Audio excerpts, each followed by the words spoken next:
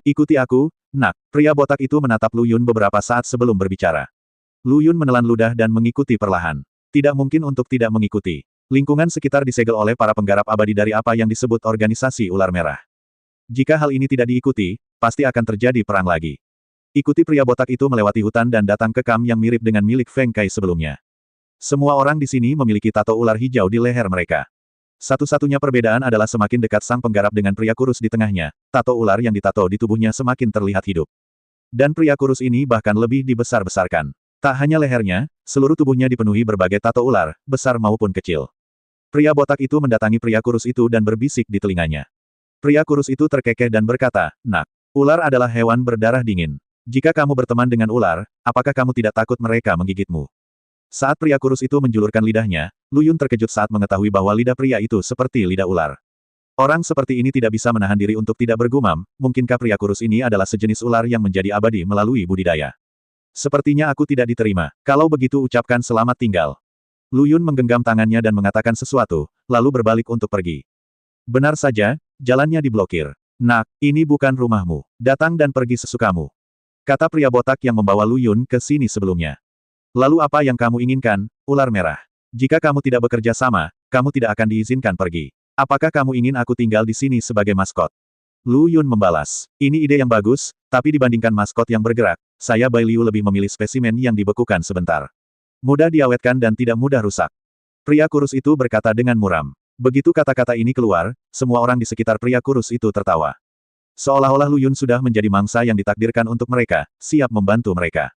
Saya khawatir Anda tidak memiliki kemampuan untuk mengubah saya menjadi spesimen. Lu Yun berkata dengan muram. Sikap merendahkan pihak lain membuat Lu Yun merasa sangat tidak senang. Kalau begitu ayo kita coba, kata Bai Liu dan berdiri. Adik laki-laki di sebelahnya juga berdiri sambil memegang senjata di tangannya. Suasana seketika menjadi tegang. Tepat ketika pertempuran hendak pecah, teriakan terdengar dari pepohonan di kejauhan. Ah! Sebelum semua orang bisa melihat ke arah suara itu, seorang kultivator dengan dada cekung memukul kaki Lu Yun dengan keras. Ada gelombang debu beterbangan, yang membuat Lu Yun mengerutkan kening. Pada saat ini, tawa yang akrab dan keras datang dari arah terbangnya kultivator abadi. Haha, cacing kecilmu itu bahkan tidak berani menghentikanku. Beraninya kamu lelah sekali hidup. Lu Yun melihat ke belakang dengan heran, dan kebetulan menatap mata pengunjung itu. Senyuman Feng Kai tiba-tiba berhenti, dia memandang Lu Yun dan berkata, aku tidak menyangka adik laki-laki itu masih menjadi orang terkenal. Dia baru saja keluar dari sarang orang gilaku dan dia datang ke sarang ular ini. Bai Liu memandang mereka berdua dan berkata dengan wajah muram, kalian berdua saling kenal. Itu wajar, adik kecil ini adalah anggota cadangan sarang orang gila kita. Jangan pernah memikirkannya, dasar ular merah. Feng Kai kembali tersenyum dan memandang Bai Liu dan berkata. Dan ketika dia sedang berbicara, dia mengambil 2 langkah ke depan secara alami, mendekati Lu Yun, dan meletakkan tangannya di bahu Lu Yun dengan sangat alami. Lu Yun awalnya ingin menghindarinya, tapi saat dia melakukan ini, Feng Kai mengatakan sesuatu di telinga Lu Yun, yang membuat Lu Yun menyerah. Adik, jika kamu tidak ingin mati di mulut ular berbisa, dengarkan saja aku. Melihat adegan mereka berdua berpegangan tangan, wajah Bai Liu begitu muram hingga hampir meneteskan tinta. Feng Kai sepertinya tidak tertarik dan hanya mengabaikannya. Dia menekan bahu Lu Yun dan duduk. Dia sepertinya memikirkan sesuatu dan memperkenalkan kepada Lu Yun, ngomong-ngomong. Aku lupa memperkenalkanmu, ini dari ular merah. Pemimpinnya, Bai Liu, juga merupakan anggota dari daftar pahlawan mabuk, peringkatnya sedikit lebih tinggi darimu. Begitu kata-kata ini keluar, Bai Liu tanpa sadar menatap Lu Yun 2 kali, apakah kamu juga ada dalam daftar pahlawan mabuk? Kamu tidak memperhatikan begitu kamu melihat cacing panjang itu. Separuh dari buku telah diperbarui tadi malam. Adik di sebelahku adalah pemimpin baru dari daftar pahlawan mabuk. Tapi jangan pikirkan itu. Ini adik laki-lakiku telah berjanji padaku sebelumnya bahwa dia akan bergabung dengan orang gilaku sudah pergi. Feng Kai berkata sambil tersenyum, wajahnya penuh kebanggaan. Aku belum begitu malu. Bai Liu mengatakan ini, tapi hatinya sangat kesal. Dia awalnya marah karena geng di nomor 33 merampok hartanya. Sekarang dia diberitahu bahwa dia secara tidak sengaja telah menyinggung pemimpin baru dalam daftar pemabuk. Jinima sangat tidak beruntung hingga giginya tersumbat bahkan setelah minum air. Sebagai orang kuat veteran dalam daftar pahlawan mabuk, alasan mengapa Bai Liu kesal karena menyinggung pemimpin baru seperti Lu Yun adalah karena tidak ada yang bisa menjamin apakah dia akan menjadi jiwa kegelapan berikutnya. Jangan bodoh, cangcong kecil. Ayo kita bicara cepat. Kenapa kamu secara khusus mengirim seseorang untuk meneleponku? Feng Kai memandang Bai Liu yang sudah lama terdiam dan bertanya. Ini bukan masalah besar, aku hanya ingin orang-orang gila di bawahmu membantuku mengawasi orang-orang di kota Zhongzuno. 33. Aku punya beberapa masalah dengan mereka. Bai Liu menenangkan diri dan berkata, No, 33 Kota Zhongsu. Pernahkah kamu, ular merah, bertindak seperti ini karena kamu terluka parah oleh pria jiwa hitam? Bahkan pasukan keluarga di kota Zhongsu dapat menduduki kepalamu dan sial. Feng Kai mencibir tanpa ampun. Bai Liu yang mendengar ini tidak membantah, karena dia tidak dapat membantah sama sekali. Jika ular merah pernah menjadi kekuatan kelas 1, maka ular merah saat ini hampir tidak bisa dianggap sebagai kekuatan kelas 2, bahkan tidak bisa dianggap sebagai kekuatan kelas 2, tingkat kekuatan. Dan semua ini pelakunya adalah jiwa gelap. Tapi ular merah benar-benar merupakan batu loncatan menuju pertumbuhan jiwa hitam, tapi ini juga merupakan perbuatan ular merah sendiri. Pada saat itu, Bai Liu memiliki seorang kultivator dalam daftar pahlawan mabuk di bawahnya, dan kultivator ini berada di peringkat kedua Lu Yun. Posisi ini sekarang. Saat itu, jiwa hitam pergi ke base camp ular merah sendirian untuk menantang kultivator abadi. Seperti yang bisa Anda bayangkan, hasilnya adalah kekalahan telak. Kultivator abadi peringkat 99 di geng pahlawan mabuk ingin menggunakan kekuatannya untuk mengalahkan orang lain dan menjaga jiwa hitam yang sedang tumbuh di wilayah ular merah selamanya. Namun yang tidak disangka oleh kultivator adalah jiwa hitam mau tidak mau membunuhnya, dan juga membantai lebih dari 70% kader ular merah. Bai Liu, yang sedang keluar untuk urusan bisnis saat itu, kembali ke markas ular merah dan semua orang tercengang. Setelah memahami sebab dan akibat, Bai Liu bersumpah akan membunuh jiwa hitam dan memuja jiwa ular merah yang sudah mati. Dan inilah mengapa Bai Liu mencari kemana-mana keberadaan kota Zhongsu nomor 33, karena dia mendengar bahwa jiwa hitam ada di tim kota Zhongsu no. 33. Oke, saya tahu. Saya akan membiarkan orang-orang di bawah komando saya memperhatikan. Feng Kai langsung setuju. Cangcong kecil, selama aku tidak tertangkap, aku akan membawa adikku dan pergi. Feng Kai berkata bahwa Lu Yun berdiri. Bai Liu mengangguk. Saat Lu Yun dan Feng Kai berbalik untuk pergi, mereka mendengar seseorang di hutan berteriak, "Bos! Saya menangkap seorang pria dari kota Zhongsu no. 33. Dia tampaknya adalah tuan muda keluarga." Ketika Lu Yun mendengar ini, jantungnya berdetak kencang dan diam-diam dia berteriak, "Tidak bagus." Karena hanya ada satu tuan muda di antara 3 keluarga besar di kota Zhongsu di nomor 33, dan itu adalah Wu Chao dari keluarga Wu. Jika dia ditangkap oleh orang-orang ular merah, mereka pasti akan mengenalinya. "Cepat pergi," Lu Yun mendesak Feng Kai. Hal ini membuat Feng Kai tercengang. Pada saat itu, 3 pria kuat dengan tato ular di lehernya keluar. Itu adalah orang yang baru saja ditebak Lu Yun, Wu Chao. Tapi yang diam-diam membuat Lu Yun lega adalah Wu Chao pingsan. Jika tidak, Wu Chao akan bisa mengenalinya dalam pertemuan tatap muka ini. Orang-orang dari kota Zhongsu, no. 33. Pupil Bai Liu menyusut, seperti saat ular hendak menyerang, pupilnya berubah menjadi vertikal, dan lidahnya terus menjulur keluar dari mulutnya. Hampir seperti kilatan, tubuhnya mendatangi Wu Chao yang tidak sadarkan diri, meraih tenggorokannya, dan mengangkatnya. Mati lemas membangunkan Wu Chao dari koma. Wajah Wu Chao memerah dan dia berjuang keras, meraih pergelangan tangan Bai Liu yang kurus dan putih dengan kedua tangannya, mencoba membuka tangan yang seperti besi itu. Baru setelah Bai Liu melihat mata Wu Chao berputar, dia menurunkannya. Batuk, batuk, batuk. Batuk hebat keluar dari mulut Wu Chao, dan air mata, ingus, dan air liur menetes dari wajahnya. Lu Yun juga meningkatkan langkahnya, mencoba meninggalkan negeri yang benar dan salah ini sebelum Wu Chao menyadarinya. Tapi saya tidak tahu apakah dia takut pada sesuatu, atau Song Yuntian di ruang Flame Mountain membuat masalah lagi. Tepat ketika Lu Yun masih satu langkah dari rerumputan, teriakan tajam dari belakang menghentikannya, "Anjing gila, aku khawatir kamu tidak akan bisa membawa adik kecil ini pergi hari ini." Jantung Lu Yun berdetak kencang, dia melepaskan tangan Feng Kai di bahunya, dan bersiap untuk lari ke hutan lebat. Akibatnya, Feng Kai menahannya dengan erat. Saat Lu Yun hendak melepaskan diri, dia mendengar Feng Kai berkata, "Perhatikan baik-baik." Lu Yunren tertegun sejenak, matanya terfokus, dan kemudian dia menemukan sekelompok ular berbisa dengan warna mirip daun tergeletak di semak-semak selangkah di depan, dan pupil tegak mereka menatap ke arah Lu Yun. Jika Feng Kai tidak mengingatkannya, Lu Yun yang hanya ingin melarikan diri dengan cepat, akan berhasil diserang oleh ular berbisa tersebut. "Adik kecil, aku tidak tahu apa yang harus kamu lakukan dengan masalah ini, tapi denganku, Feng Kai, Bai Liu tidak berani melakukan apapun padamu." Feng Kai menepuk dadanya dan berjanji. "Jika kamu tahu tentang hubunganku dengan kota Zhongsu nomor 33, kamu tidak akan mengatakan itu." Lu Yun berkata tanpa ekspresi. "Bos kami memintamu untuk kembali. Apa kamu tidak mendengar?"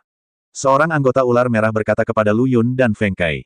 "Persetan, kenapa kamu berbicara denganku?" Feng Kai mengusir anggota ular merah itu. Kemudian dia menoleh untuk melihat Bai Liu di samping api unggun di kejauhan dan berkata, "Cangcong kecil. Apakah kamu masih tidak mau menyerah pada adikku?" Bai Liu berjalan perlahan, dengan adik laki-laki di belakangnya menekan Wu Chao yang tampak ketakutan. Baru saja, orang dari kota Zhongsu nomor 33 ini mengatakan bahwa anak laki-laki di sebelahmu adalah saudara baik jiwa hitam. Saya tidak perlu mengatakan lebih banyak tentang dendam antara ular merah dan jiwa hitam kita. Oh, kamu percaya saja apa yang orang lain katakan, kan? Aku bahkan mengatakan bahwa aku adalah ayah kandungmu yang telah lama hilang. Kenapa kamu tidak berlutut dan bersujud padaku? Feng Kai berdebat dengan alasan. Apakah menurutmu orang yang takut mati berani mempertaruhkan nyawanya untuk berbohong? Bai Liu berkata sambil meraih leher Wu Chao dan melemparkannya ke antara mereka bertiga. Katakan padaku, biarkan anjing gila itu mendengarkan. Apa hubunganmu dengan anak ini? Wu Chao menatap Lu Yun dengan getir dan berkata, aku direduksi ke dunia ini hanya karena kamu dan jiwa hitam, Lu Yun. Dia menghantamkan kakinya ke punggung Wu Chao dan menendangnya hingga berkeping-keping. Pahami maksudnya. Bai Liu menjambak rambut Wu Chao dan mencabutnya lagi. Wu Chao terbatuk 2 kali dan menceritakan semua hal tentang bagaimana Luo Yun dan jiwa hitam berkumpul di dunia cermin. Detail masalahnya bahkan membuat Lu Yun takjub. Bahkan ada banyak adegan tanpa Wu Chao mengatakan. Untuk sesaat, Lu Yun mengira Wu Chao telah memasang bak atau kamera pada dirinya atau Black Soul. Faktanya adalah pada hari-hari ketika Black Soul dan 3 keluarga besar bepergian bersama, topik yang paling banyak dibicarakan adalah tentang Lu Yun, dan orang yang berbicara paling antusias adalah Black Soul. Gadis ini ingin mengambil foto dari setiap bingkai yang dia habiskan bersama Lu Yun, dan memberitahu Zhao Hong dan Yan Hongcai secara detail. Wu Chao, yang bepergian bersamanya, tidak mau mendengarnya. Wu Chao bahkan mengira jiwa hitam itu gay. Kalau tidak, bagaimana saya bisa mengingat pengalaman bersama seorang pria begitu dalam? Mendengarkan cerita Wu Chao, Lu Yun, Feng Kai dan Bai Liu terdiam. Setelah sekian lama, Feng Kai akhirnya memecah keheningan dengan sebuah kata, adik. Aku tidak menyangka kamu menjadi gay. Lu Yun, tapi menilai dari apa yang dikatakan Wu Chao, tidak mengherankan jika Feng Kai berpikir demikian.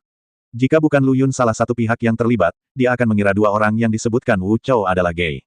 Anjing gila, serahkan anak ini padaku, dan aku, Bai Liu, akan menjanjikan apapun padamu. Kata Bai Liu, apakah ini benar, cangcong kecil? Feng Kai berkata dengan sudut mulut sedikit terangkat. Lu Yun, bukankah aku baru saja mengatakan bahwa Bai Liu tidak akan berani melakukan apapun selama kamu ada di sini? Apakah Jie Nima berbalik melawanmu? Benar saja, mulut pria itu menipu. Sungguh, Bai Liu berkata dengan pasti, berdasarkan hubungan antara anak laki-laki di sebelahmu dan jiwa hitam, jika jiwa hitam mengetahui bahwa anak laki-laki ini ada di tangan kita, dia pasti akan datang untuk menyelamatkannya.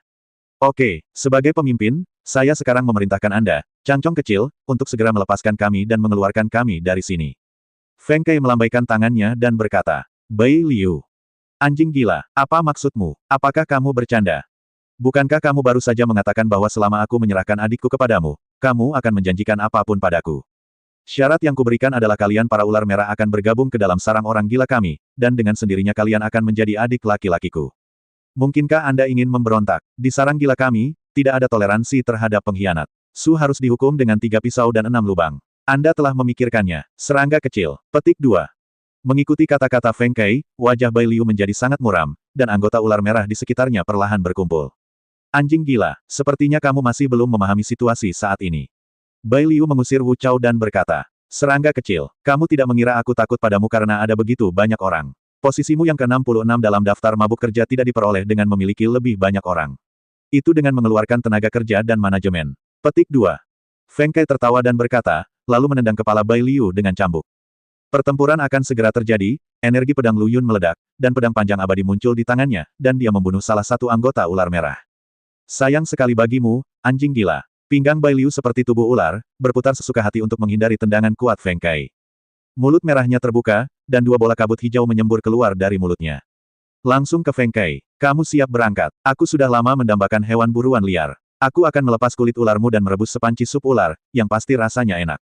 Feng Kai tertawa dan berkata sambil menjentikkan kaki kirinya, dan hembusan angin menerbangkan kedua kelompok zat beracun tersebut. Hukum badai dan hukum gas beracun. Lu Yun, yang selalu memperhatikan situasi di sini, bergumam pada dirinya sendiri. Ini adalah kekuatan hukum yang masing-masing dikendalikan oleh Feng Kai dan Bai Liu. Kamu berani mengalihkan perhatian, kamu mati. Tiba-tiba, seekor anggota ular merah melompat keluar dari tanah. Kait panjang di tangannya diikatkan pada hukum bumi yang redup, dan dia mengayunkannya ke leher Lu Yun. Jika Lu Yun terkena kail, tubuhnya akan terpisah saat itu juga. Blade Storm, pedang peri di tangan Lu Yun terayun semakin cepat hingga beberapa bayangan muncul. Hanya mendengar 2 suara dentang, Lu Yun mau tidak mau menahan serangan kail panjang, dan bahkan langsung melucuti anggota ular merah itu. Bukannya aku terganggu, tapi kalian sama sekali tidak pantas mendapatkan konsentrasiku. Fiuh, kilatan merah terang melintas di pedang peri, dan kepala manusia berguling ke tanah. Lu Yun mengayunkan pedang panjangnya, dan energi pedang terbang keluar, langsung menuju anggota ular merah yang meringkuk di kejauhan. Tepat ketika energi pedang hendak membunuh 2 anggota ular merah, sesosok tubuh muncul dan memblokir serangan tersebut. Nak, aku punya 2 kuas. Aku di sini untuk menemuimu. Mari kita lihat berapa beratmu. Orang yang berbicara tidak lain adalah pria botak yang membawa Lu Yun ke sini. Kombinasi pupil vertikal dan kepalanya yang besar dan botak sungguh canggung. Lu Yun tidak memperhatikan pria botak itu, tapi melirik ke arah Feng Kai dan Bai Liu. Saat ini, pertarungan keduanya sudah memasuki tahap sengit. Tampaknya kekuatan keduanya hampir sama, dan tidak mungkin menentukan pemenang dalam waktu singkat. Namun, bidang kedua orang ini sangat tidak biasa. Mereka adalah dua bidang terkuat yang pernah dilihat Lu Yun sejauh ini. Nak, kamu berani diganggu, kamu benar-benar mencari kematian. Pria botak itu meraung dengan marah, sebuah tombak muncul di tangannya, dan dia menyerang ke arah Lu Yun. Lu Yun mengayunkan pedang abadi, dan niat pedang yang menentukan dituangkan ke dalam pedang. Sepertinya aku harus menggunakan keahlianku yang sebenarnya. Suara pedang datang dari tubuh Lu Yun, dan ranah maksud pedang Jue terungkap, langsung mengelilingi pria botak itu.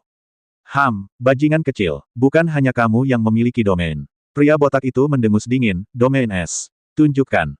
Rasa dingin menyebar entah dari mana, dan suhu tiba-tiba turun hingga -10 atau 20 derajat. Ruang di sekitar pria botak itu sepertinya tertutup es, membuatnya tampak kabur. Tombak di tangannya tertutup es. Pria botak itu mengayunkan tombaknya, dan es di atasnya langsung pecah. Suara angin bertiup terdengar, dan pemberat es yang pecah meraung ke arah Lu Yun. Tapi saat bola es yang tak terhentikan ini memasuki ranah maksud pedang tegas Lu Yun, bola itu berubah menjadi es krim oleh dua maksud pedang yang muncul dari udara tipis. Pada saat ini, pria botak itu juga memasuki Lu Yun dengan pistol panjang di tangannya di bawah hamparan es. Alam niat pedang yang menentukan dan alam es bertabrakan satu kali, dan suara dentingan pedang serta suara pecahan es terjalin di udara, memekakkan telinga. Namun semakin jauh ia melangkah, lelaki botak itu semakin terkejut. Ia bahkan samar-samar melihat bayangan jiwa hitam pada diri anak laki-laki di depannya, dan ia teringat rasa takut didominasi oleh jiwa hitam malam itu. Setelah konfrontasi ini, pria botak itu menemukan fakta yang harus diakui, pencapaian Lu Yun di bidang ini sebenarnya jauh lebih tinggi daripada miliknya. Terlebih lagi, pria botak tersebut dapat yakin bahwa anak laki-laki di depannya baru saja menerobos negeri dongeng Luo Jin besar, karena dia dapat dengan jelas merasakan bahwa anak laki-laki tersebut belum mencapai tingkat penguasaan hukum. Ini adalah tahap yang akan dilalui setiap orang ketika mereka pertama kali menerobos ke negeri dongeng Daluo Jin. Namun, mereka bahkan tidak mahir dalam menggunakan aturan, tetapi mereka memiliki pencapaian yang luar biasa di lapangan. Pria botak itu pernah mendengar bahwa ada seorang jenius tak tertandingi yang mulai melihat sekilas prototipe lapangan sebelum menerobos negeri dongeng Luo Jin besar, tapi itu adalah keberadaan yang langka. Mungkinkah pemuda di depanku itu unik? Pria botak itu menelan ludah ketika memikirkan hal ini, dan dia sudah memiliki niat untuk mundur di dalam hatinya. Mata Lu Yun menyipit, seolah-olah dia telah menembus pikiran pria botak itu. Pedang meraung kemana-mana di bidang maksud pedang penghakiman, cahaya pedang yang tak terhitung jumlahnya lewat, dan ribuan aura pedang bertahan di sekelilingnya. Keluar, energi pedang itu mengalir dengan bebas dan dalam sekejap, energi pedang itu merobek wilayah es pria botak itu menjadi berkeping-keping.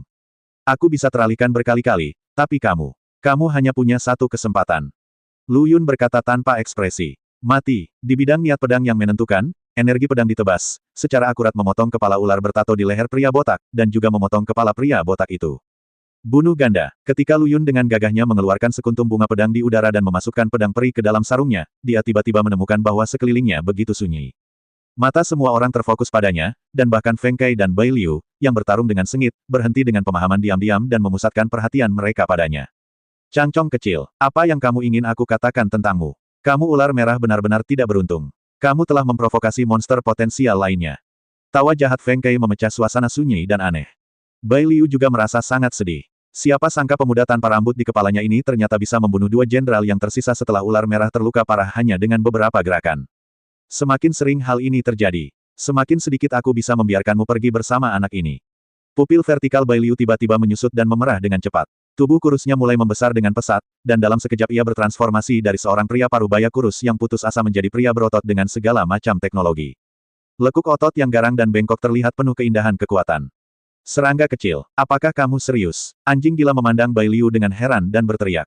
Aku telah menyinggung anak ini sampai mati. Agar tidak meninggalkan calon musuh bagi ular merah di masa depan, aku harus menjaga anak ini di sini selamanya hari ini.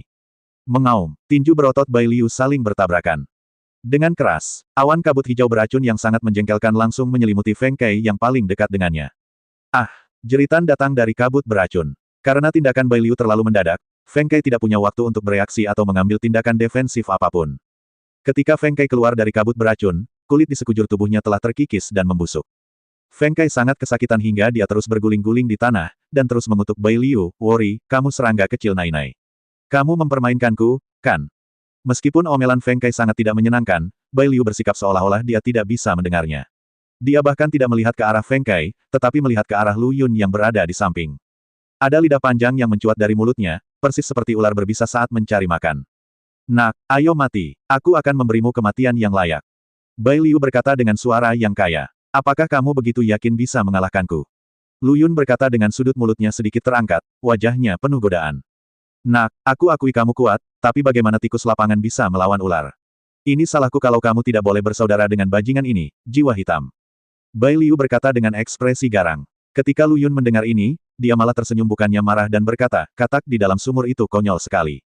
Pengadilan kematian. Bai Liu meluncur dengan sebuah ejeksi, dan semburan dentuman sonik mengikuti satu demi satu, bergegas menuju Lu Yun. Kabut hijau beracun memenuhi setiap inci kulitnya. Mendering, suara pedang terdengar, angin kencang bertiup melalui dedaunan. Mata Lu Yun sedikit tertutup, dan bidang niat pedang meluas lagi, dia menurunkan tubuhnya dan memegang gagang pedang dengan tangan kirinya, niat pedang yang menentukan melonjak ke pedang abadi di tangannya. Tebasan Iai yang bertekad, kilatan cahaya dingin melintas, dan Lu Yun mencabut pedang abadi dengan kecepatan yang tidak dapat ditangkap oleh mata telanjang. Kekuatan ledakan yang mengerikan pada saat itu juga diberkati oleh bidang niat pedang. Energi pedang tertinggi terbentuk yang menembus Chang Hong dan keluar menuju Bai Liu. Setelah pukulan ini, pedang peri di tangan Lu Yun hancur menjadi tumpukan besi tua. Sepertinya senjata abadi tidak bisa menahan niat pedangku. Itu pasti senjata setengah dunia atau senjata kuasi dunia untuk bisa menahan keluaran kekuatan penuhku. Lu Yun bergumam pada dirinya sendiri sambil melihat pedang peri yang hanya tersisa satu gagang di tangannya. Nak, pertarungan belum berakhir. Kamu benar-benar lengah. Kamu mati secara tidak adil. Sebuah suara datang dari belakang Lu Yun. Bai Liu lah yang lolos dari gerakan tebasan Iai yang menentukan dengan mengorbankan satu lengannya. Pada saat ini, otot-otot di sekujur tubuhnya tampak hidup dan berdetak kencang, seolah-olah ada banyak serangga yang menggeliat di bawah kulitnya. Benarkah? Kenapa menurutku tidak? Lu Yun tidak berbalik, tapi berkata dengan keyakinan yang tidak bisa dijelaskan. Mati. Bai Liu membuka mulutnya lebar-lebar, dan kabut tebal beracun menyembur keluar dari mulutnya. Saudara jiwa, kapan kamu ingin menonton pertunjukannya? Lu Yun berkata tiba-tiba. Sebelum dia selesai berbicara, bayangan hitam muncul dari semak-semak, membawa pedang yang mendominasi dan tak berujung. Seperti kilat hitam, dia muncul di samping Lu Yun. Yang tertinggi, tarik pedangmu dan serang. Dengan satu tebasan pisau, pohon willow putih setinggi 2 meter itu dipotong menjadi dua seperti semangka. Kabut darah memercik ke seluruh sosok hitam itu. Melihat ini, sosok hitam itu mengayunkan pedang panjangnya dan ingin menyarungkannya dengan baik. Kemudian kepalanya dipukul dengan kekuatan yang dahsyat, terhuyung-huyung dan hampir kehilangan keseimbangan dan jatuh ke tanah. Wei Hao, apakah kamu keberatan? Tidak. Dark Souls dapat dikatakan sebagai tampilan yang jelas dari penggunaan nada yang paling keras untuk mengucapkan kata-kata yang paling lembut.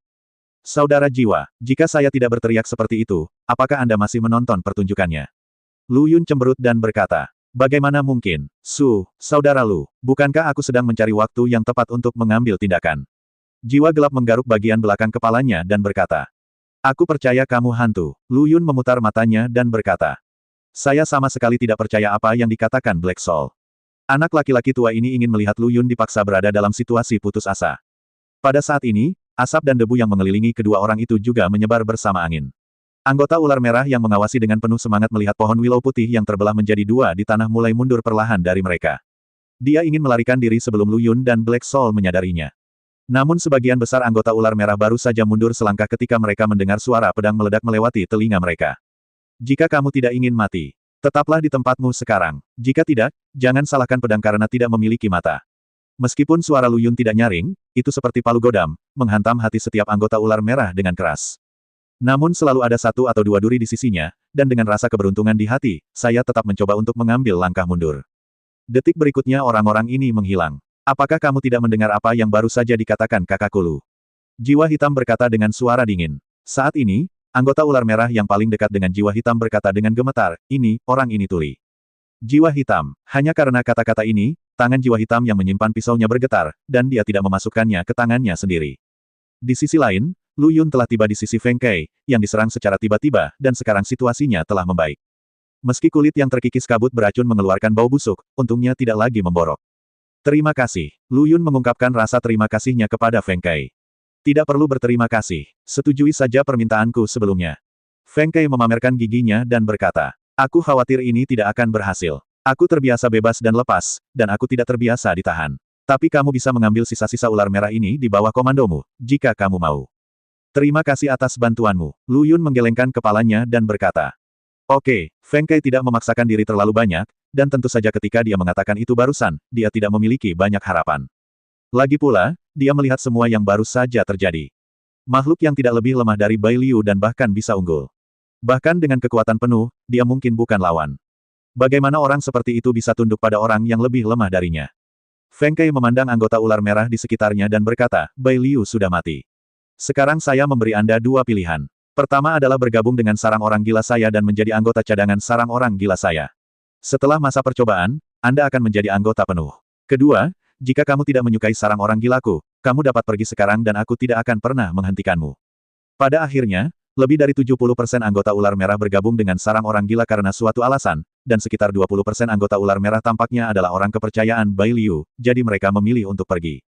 Melihat anggota ular merah yang memilih untuk pergi, Lu Yun membuat gerakan mengusap leher ke arah jiwa hitam.